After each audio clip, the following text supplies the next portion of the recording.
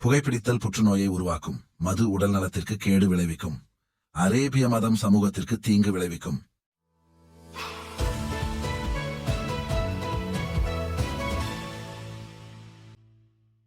ஹலால் பரிதாபங்கள்.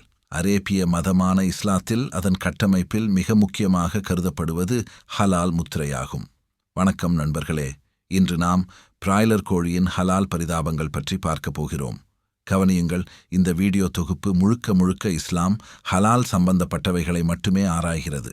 வேறு மதத்திலிருந்து இஸ்லாம் எனும் முஹம்மதிய மதத்திற்கு மதம் மாறுபவர்கள் ஹலால் ஹராம் கடைபிடித்தே ஆக வேண்டும் என்பது கட்டாயம். மார்க்கத்தில் நிர்பந்தமில்லை என்று மௌலவி கும்பல் விளம்பரம் செய்து அவர்களை மதம் மாற்றினாலும் ஹலால் ஹராம் அடக்குமுறைக்கு முஸ்லிமாக மதம் மாறியவர்கள் கட்டுப்பட்டே ஆக வேண்டும். ஹலால் ஹராம் அறிவுபூர்வமாக இருக்கிறதா என்பதை நாமும் சிந்திக்க கடமைப்பட்டிருக்கிறோம். ஏனெனில் ஹலால் ஹராமில் இருக்கும் அபத்தங்களும் ஆபத்துகளும் முட்டாள்தனங்களும் மலிந்தே இருக்கின்றன. 100 எபிசோடுகளை போடும் அளவிற்கு ஹலால் ஹராம் அபத்தங்கள் இருக்கிறது. அதில் ஒன்றுதான் பிராய்லர் கோழி ஹலாலா என்ற கேள்வியாகும். ஏனெனில் கோழிக்கும் பிராய்லர் கோழிக்கும் நிறைய வித்தியாசங்கள் உண்டு. முதலில் அதை பார்த்து விடுவோம்.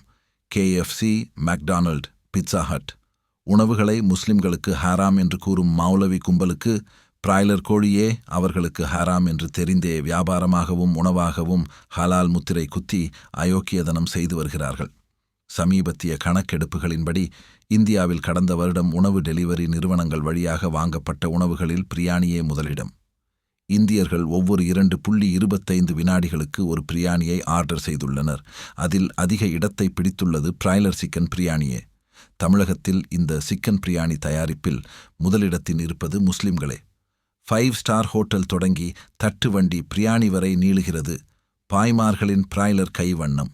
நம் நாட்டில் நாட்டுக்கோழி, சேவல் வளர்ப்பின் நீண்ட வரலாறு இருக்கிறது. மக்கள் சேவல் கோழிகளை முதலில் முட்டைக்கு பின்னர் இறைச்சிக்கு வளர்த்தனர். 70களில் தமிழகம் உட்பட இந்தியாவுக்குள்ளும் வந்த பிராய்லர் கோழிகள் என்பது காலகட்டத்தில் விற்பனையில் உச்சம் பெற்றது. பிராய்லர் கோழி என்பது நேரடியாக இயற்கை முறையில் பிறக்கும் கோழி வகை கிடையாது. இன்னும் சொல்ல வேண்டும் என்றால் பிராய்லர் கோழியே கிடையாது. 1930 காலகட்டத்தில் அமெரிக்கா உள்ளிட்ட நாடுகளில் முதலில் தேர்ந்தெடுக்கப்பட்ட ஆரோக்கியமான இருவேறு கோழி இனமரபணுக்களை ஒன்றிணைத்து கருத்தரித்தல் முறையில் உருவாக்கப்பட்டவைதான் இவை. பின்னர் வணிக நோக்கில் 60களில் உலகம் முழுவதும் பரவத் தொடங்கியது. மலிவு விலை பிராய்லர் கோழி இறைச்சி தட்டுப்பாட்டை குறைப்பதற்கான புதுப்புரட்சியாகவே பார்க்கப்பட்டது. இக்கணத்தில் நாம் காஃபீர்களுக்கு நன்றி சொல்ல வேண்டும். காஃபீர்களின் இந்த கண்டுபிடிப்புகள் மானுட சமூகத்திற்கு தனித்தன்மையான உணவு வளர்ச்சிக்கும் வழிவகுத்தது.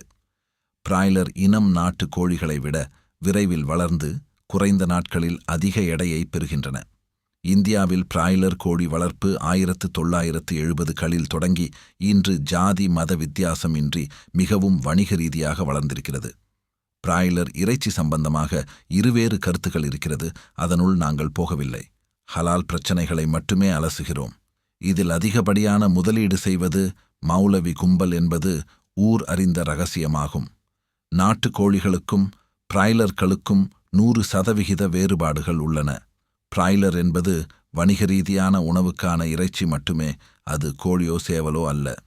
அதன் உடல் தகுதி, வளர்ச்சி வேகம், சுகாதாரம் மற்றும் தாதுப்பொருள் அடர்த்தி, வாழ்நாள் இனப்பெருக்கம், முட்டையிடுதல், கூவுதல், சண்டையிடுதல், அடைக்காத்தல் போன்றவை நாட்டு சேவல் கோழிக்கும் பிராய்லர் இறைச்சிக்குமான வித்தியாசங்களாகும்.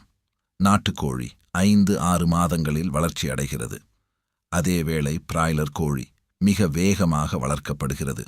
1 மாதம் 45 நாட்களில் முழுமையான வளர்ச்சியை அடைந்து விற்பனைக்கு தயாராகிறது. பிராய்லர் கோழி உடல் எடையை வேகமாக அதிகரிக்க ஹலால் செய்யப்படாத சத்துள்ள வணிக உணவு, புரோட்டீன், வைட்டமின்ஸ் கொடுக்கப்படுகிறது. பிராய்லர் கோழி கட்டுப்படுத்தப்பட்ட பண்ணை சூழலில் வளர்க்கப்படும் காரணத்தால் இயற்கையான நோய் எதிர்ப்பு குறைவாக இருக்கிறது. அதனால் தடுப்பூசிகள் அவசியமாக்கப்படுகின்றன. வைரஸ் தொற்றுகளில் இருந்து காப்பதற்காக ஒவ்வொரு பிராய்லருக்கும் 5 தடுப்பூசிகள் வீதம் போடப்படுகிறது. தடுப்பூசி இல்லாத பிராய்லர் சந்தைக்கோ உணவிற்கோ சாத்தியமே இல்லாதது. இந்த தடுப்பூசிகளும் ஹலால் அல்ல. பிராய்லர் முழுக்க அரசு சான்றிதழ் வழங்கப்பட்ட பண்ணைகளில் மட்டுமே வளர்க்கப்படுகிறது. சேவல் கோழிகளைப் போல் வீடுகளில் வளர்க்கப்படுவது இல்லை. பிராய்லர் இயற்கையாக இணைவதற்காக அல்லது குஞ்சு பொரிக்க வளர்க்கப்படுவதில்லை. பிராய்லர் கோழிகள் இறைச்சிக்காக மட்டும் வளர்க்கின்றனர். கோவில்களில் சாமிக்கு பலி கொடுக்கக்கூட இதை பயன்படுத்துவது இல்லை. பிராய்லர் கோழிகளின் இயற்கையான இனப்பெருக்க செயல்பாடுகள் தடுக்கப்பட்டு சீர்படுத்தப்பட்டு வளர்க்கப்படுவதால் கருவுற்று குஞ்சுகளை பொரிக்க இயலாது. இனப்பெருக்கம். பிராய்லர் இனங்களை அதிகரிக்க செயற்கை கருமூட்ட ஆர்டிஃபிஷியல் இன்செமினேஷன் முறையை பயன்படுத்துகிறார்கள். இவ்வாறு செய்யப்பட்ட முட்டைகள் இனப்பெருக்கத்திற்காக ஹேச்சரிக்களில் வெவ்வேறு பயிர்ப்பு முறைகளில் பொரிக்கின்றன, இயற்கையாக அல்ல. கோழி உண்மையில் பறவை இனத்தைச் சேர்ந்தது. அதில் பிராய்லர் வணிக நோக்கில் கோழி என்ற அடையாளத்துடன் சேர்க்கப்பட்டுள்ளது. பறவைகளின் வரலாற்றை ஆராய்ந்தால் பிராய்லர் பறவையே அல்ல என்பதை மிக எளிமையாக புரிந்து கொள்ள முடியும். பிராய்லர் வெறும் இறைச்சிக்காக வளர்க்கப்படுவதால் இயற்கையான செயல்கள் பிராய்லருக்கு இல்லை. ஓரளவிற்கு பிராய்லர் கதையை சொல்லிவிட்டோம். முஹம்மதின் சொல் செயல்களில் பிராய்லர் இல்லை. இஸ்லாத்தில் ஹலால் ஹராமை முஹம்மது மட்டுமே முடிவு செய்ய வேண்டும். அது வஹி என்ற பெயரிலோ சுன்னா என்ற பெயரிலோ முடிவு செய்யப்படுகிறது. முன்னறிவிப்பு என்ற பெயரில் முஹம்மதுவின் கப்சாக்கள் மலிந்து கிடக்கிறது. அதில் கூட பிராய்லர் சேர்க்கப்படவில்லை. 1400 ஆண்டு கால ஹலால் கதையில் 50 ஆண்டுகளுக்கு முன் வந்த பிராய்லர் எப்படி ஹலால் ஆகும்? இஸ்லாத்திற்கு ஒருவன் மதம் மாறிவிட்டால் இஸ்லாத்திற்கு உள்ளே வெளியே என்று 2 நிலை இல்லை. வணக்க வழிபாடு மட்டுமல்ல இஸ்லாம். உச்சா போவது, உணவு உண்பது, உறங்குவது என அனைத்திலும் அரபிய இஸ்லாம் மதம் மாறிய முஸ்லிமிடம் தலையிடும் என்பதை மறக்காதீர்கள். குரான் சொல்கிறது, மூஃபமின்களே, நீங்கள் இறைவனுக்கு கீழ்ப்படிந்து வாழ்பவர்களாய் இருப்பின் நாம் உங்களுக்கு அனுமதிக்கப்பட்ட தூய்மையானவற்றை தாராளமாக உண்ணுங்கள் என்று பிராய்லர் முஸ்லிம்களுக்கு அனுமதிக்கப்பட்டது அல்ல. மிக்லப்புடைய ஒவ்வொரு பறவையையும் உண்பதற்கு முஹம்மது தடை செய்ததாக முஸ்லிம் என்ற ஹதீஸ் நூல் கூறுகிறது. மிக்லப் என்ற சொல்லுக்கு நகம் பொருள். நகம் இல்லாத எந்த பறவையும் இல்லை. பறவையாக இல்லாத இறைச்சி வகையை சேர்ந்த பிராய்லருக்கும் நகம் இருக்கிறது. அதேவேளை பறவைகளை சாப்பிட அனுமதிக்கப்பட்ட கட்டளை குரானில் எங்குமே இல்லை. மரியம் அத்தியாயத்தில் அல்லாஹ் தன்னை மறப்பவன் அல்ல என்று சொல்கிறான் என்பதையும் நாம் கவனத்தில் கொள்ள வேண்டும். எப்படி உருண்டு புரண்டு பார்த்தாலும் பிராய்லர் சாப்பிடவோ வியாபாரம் செய்யவோ ஹலாலானதல்ல. ஹலால் இல்லாத ஒன்றை ஹலால் என்று அயோக்கியதனம் செய்து வருமானம் ஈட்டி வருகிறது.